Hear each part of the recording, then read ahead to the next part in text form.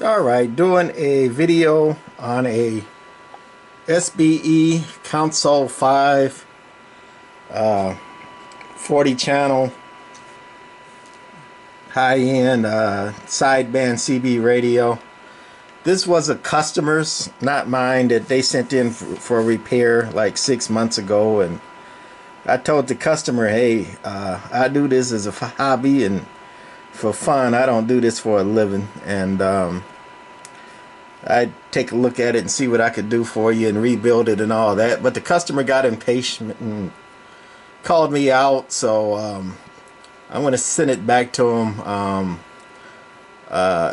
Not quite complete. Everything works except sideband transmit, and I'm not even going to look at it because the customer ran out of patience with me, so I'm running out of patience for him. I'm just going to send it back not quite complete. If you'd had a little bit more patience, I would have had went through it a little bit more and just finish it off. But he's out of patience, and of course that makes me out of patience, especially when you're doing this for, you know, a favor or for fun anyway for somebody. And if I charged him what I put into it and the time and the effort, especially on this one, because it looked almost mint, at least physically, but when I went in it electrically, this thing was all hacked up.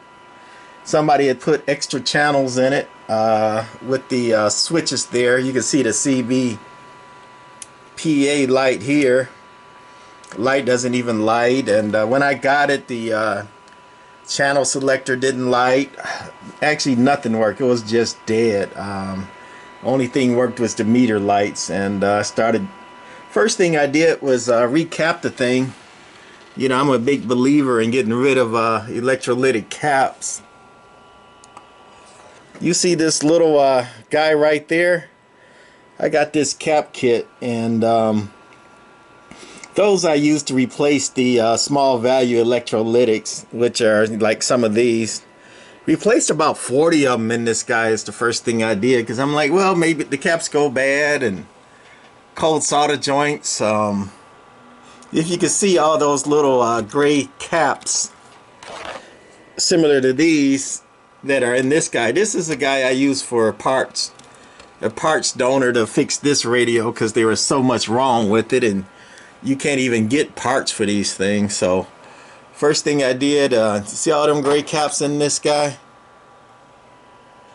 Like I say, it's about 40 of them throughout the boards on this thing. And first thing I did was start going through it. There go some black ones, and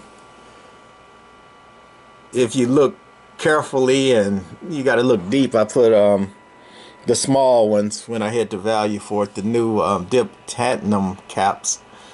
I have a hard time pronouncing that word, so I'll leave it alone. The new caps you can see all throughout this radio. So after putting in all those new caps, that's a lot of work. And also, I don't know if you ever looked on Mike's video, one of the reasons this radio is so hard to work on, see those copper traces right under the silver shield? It's got, there goes some under there, but it's got traces going throughout this radio on the upper side, and of course on the lower side too.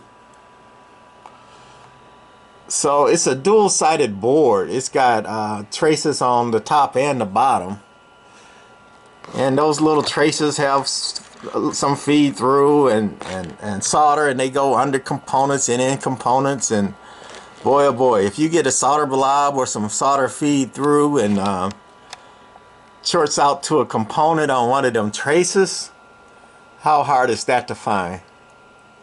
That's why a lot of people don't mess with this radio for three reasons. One is that double-sided board with the traces there. And instead of using a lot of ceramic capacitors that are kind of similar to this but not quite, you know, the standard ceramic 0.001 or 0.01 capacitors for bypass, this radio used electrolytics again. So it's got a ton of electrolytics caps in it. This is the parts donor again. And over time, those go bad. Electrolytics are like batteries. That electrolyte in them is liquid, gel, acid, and over, 10, 20, 50 years, it eats up the insides and kills that cap, and they need to be replaced. And since it's so many, and on that double-sided board, this thing is just a nightmare to work on. And third, I'm going to turn this one around, the parts donor, because I took a lot of parts out of it. So you can kind of see. I got to hold this radio up and brace it. There we go. See those holes where I've taken out the components? That a transistor went there that I used. That was the filter. But anyway, let's use that transistor one for one. See how big those holes are? SBE, when they fabricated this board, those holes are about twice as big as normal, or twice as big as they should be. So the only thing that's really connecting the component on this tray side to the board is the solder. You got to use a lot of solder, and if that solder weakens or breaks or anything, which is going to happen with those big giant holes that they use, you're going to have cold solder joints. So SBE, on most of their radios that I know of, at least the big bases, they use these big old holes here. That's some more components that I took out for the donor, for this masterpiece here that this guy sent me, and some more. It needed a lot of parts, which are unobtainium to find, so I used this old donor radio that I had here to get this going until the guy ran out of patience again. But anyway, third thing is the big holes. SBE used these big holes for their circuit board, and a lot of problems with cold solder joints. Some people say they use bad solder or bad wave technique, and that's what caused all the cold solder joints. But just my opinion, I disagree. I think the problem is those big holes that they use, and then it's a double-sided board, very hard to work on, and a lot of electrolytics, ton of them. So, and parts that are unobtainium to find, they use special chips, and this radio scans and channel 9, and it used the early PLL, and with the scanning chip, which is called a controller chip, which was bad in this, plus the PLL was bad in this. So after I recapped it, the next thing I had to do was change the controller chip, at least to get the LED display to light, and I got that to light and still had no PLL, so replaced the PLL chip, and then I got the PLL going. Found out that that filter, that SBE thing that says Super Shaper, that's the filter, kind of similar to the Collins filter on a radio. It's a nice filter, but it was off frequency and it was bad, so replaced that.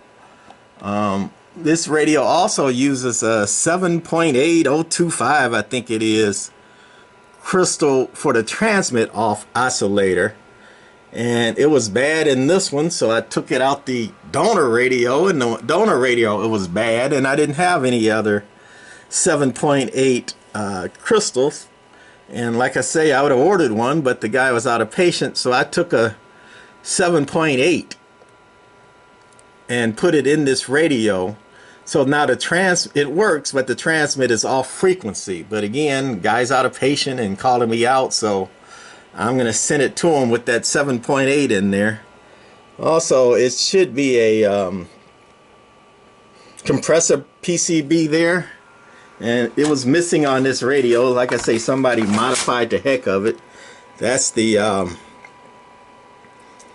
compressor PCB there on the donor radio, and somebody bypassed that. You can see they cut the wires out, left them hanging. There's other wires that went to all the channels and stuff they did to the radio. I guess they had blew the power supply, because they did that, not me, with the power supply diodes, but it works, so I'm not going to change it. If the guy would have had more patience, maybe I would have, put it more toward factory, but guy's out of patience, so it mostly works. Receive works sideband works, but AM transmit doesn't work at all, and I didn't have time to go through it, and guys out of patience.